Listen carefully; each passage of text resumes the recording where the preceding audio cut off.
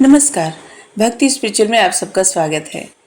सूरदास जी का नाम आता है तो उनके बहुत सारे पद सामने जिसे दिखने लगते हैं, याद आने लगते हैं।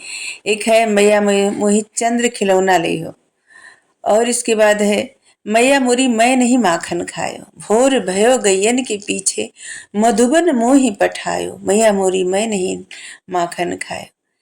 इस पद को सूरदास जी इतना प्यारा ये पद लिखे हैं। वैसे सभी पद सूरदास जी लिखे हैं, बहुत प्यारा। सूरदास जी भगवान के ऐसे भक्त थे जो जिनको आंखें नहीं थी, लेकिन इसके बावजूद वो देख लेते थे कि भगवान क्या पहने हैं, किस तरह से उनका श्रृंगार हुआ है, किस तरह से वो सजाए गए हैं या सज रहे हैं, क्या उनको चढ़ाया गया है। भगवान की भावनाएं वो देख लेते थे। और जब कोई कहता था कि आप भगवान के इतने बड़े भक्त हैं, आपकी तो आंखें ही नहीं है, तो कहते थे कि आंखें नहीं है तो हमारे पीछे चल रहे हैं, साथ में चल रहे हैं, हमको हमको संभालने के लिए हमेशा वो साथ रहते। अगर आंखें रहती तो साथ नहीं रहते, तब तो वो आंखें हमारे बनते ही नहीं। वो हमारी आंखें बने हैं और साथ में चल रहे हैं, साथ में राधे श्याम चलते रहते हैं।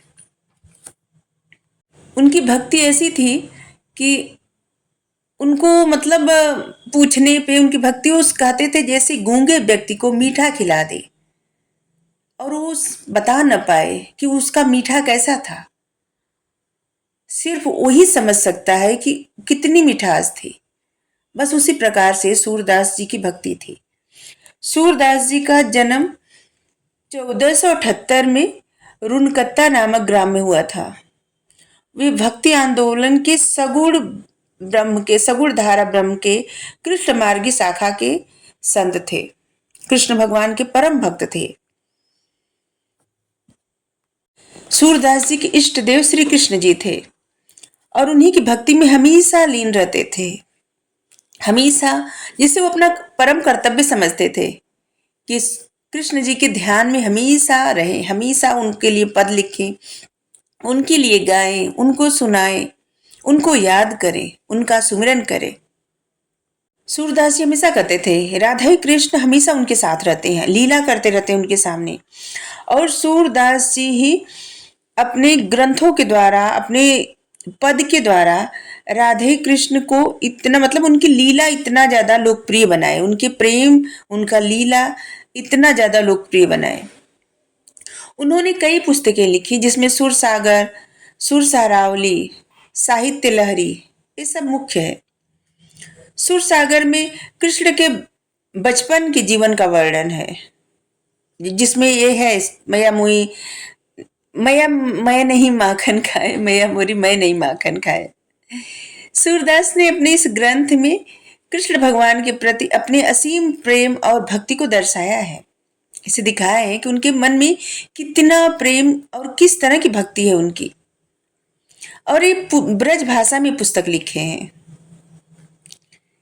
ये जो सुर सागर है ना, ये ब्रज भाषा में लिखी गई है।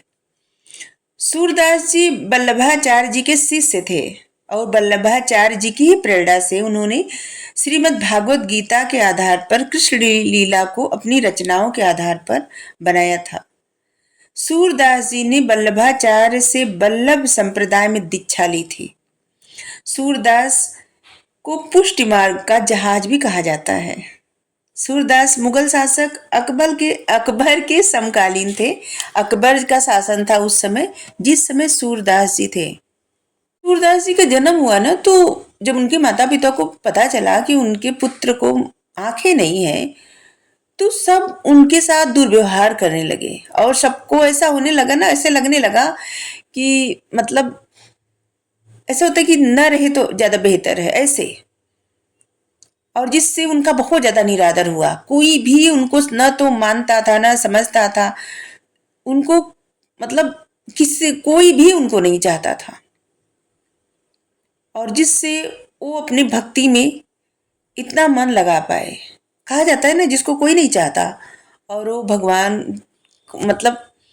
भगवान से प्रेम मांगते हैं और फिर भगवान के प्रति समर्पण भावना हो जाता है, और फिर भगवान का प्रेम जिसको मिलता है फिर उसका जीवन तो धन्य हो जाता है। बस उसी तरह से सूरदास जी को भगवान का प्रेम मिला था और जिससे उनका जीवन एकदम धन्य हो गया। तो सूरदास जी के बारे में इतना ही, और कभी कुछ समझ में आएगा, कुछ पता चलेगा तो और बताएंगे। Thank you.